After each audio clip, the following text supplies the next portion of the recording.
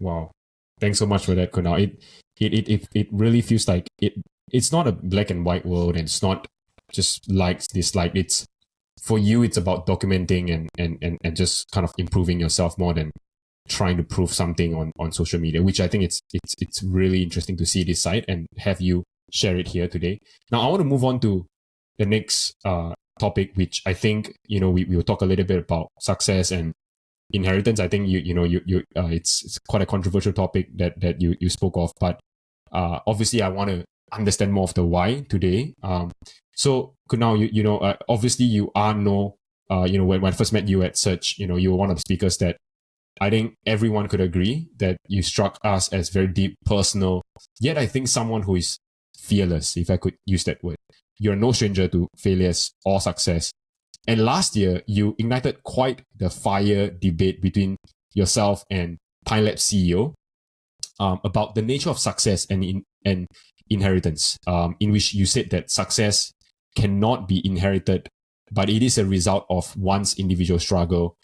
Whereas Pine CEO, Amrish, defer that the role of privilege, plays a part in success. Could you walk us through your thinking and why you landed on that conclusion on why I think success isn't everybody inherited? has different lesson for success, right? For example, imagine a kid who was playing, like, think about Serena and Venus Williams. They came from not a great background, did not have privilege to train, did not have good trainers. And if you see their slope from where they came and what they went to, is insane, right? It came from insane amount of struggle. But there could be a lot of kids who are, let's say, in Bombay or Singapore and privileged and had access to tennis and tennis rackets early on in life, could manage to get a coach early in life, but they managed to just win the tournament in their club, but not the world's tournaments, right? So what you notice is that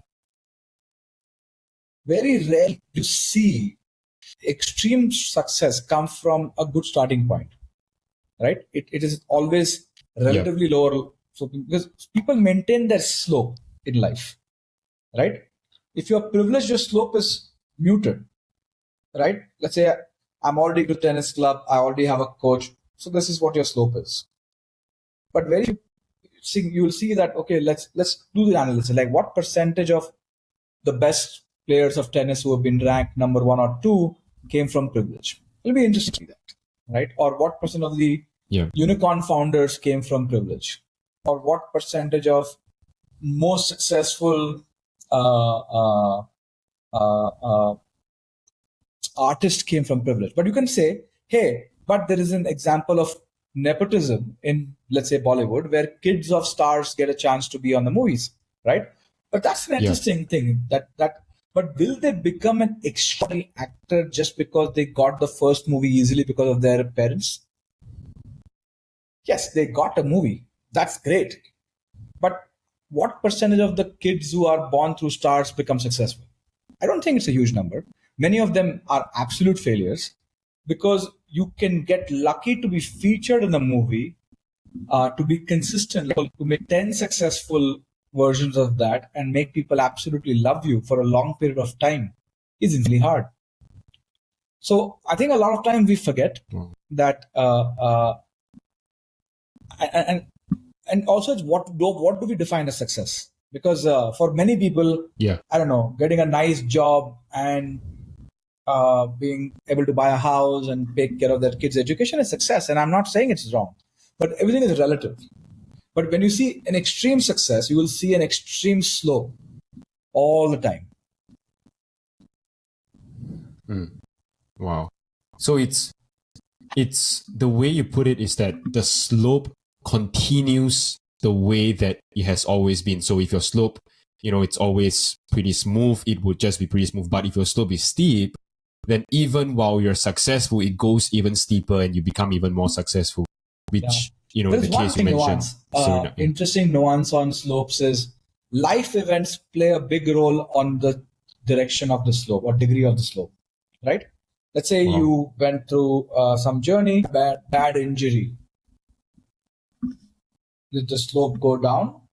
Did the slope go up after that? or you went through a very rough breakup or a divorce. Did the slope go down or go up after that? You did a startup and did the slope go up after that? Down after that. So life events are the test of your slope, which can create. Wow.